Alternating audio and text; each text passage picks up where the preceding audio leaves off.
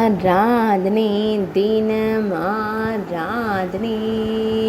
ஆராதனை தினம் ஆராதனை திருப்பாசூர் ஸ்ரீ வாசீஸ்வரருக்கு ஆராதனை பசுபதீஸ்வரர் என்று அழைக்கப்படும் ஈசனாருக்கு ஆராதனை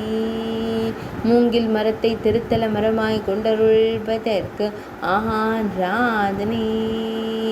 அன்னை மோகனாம்பாள் நாயகருக்கு ஆராதனை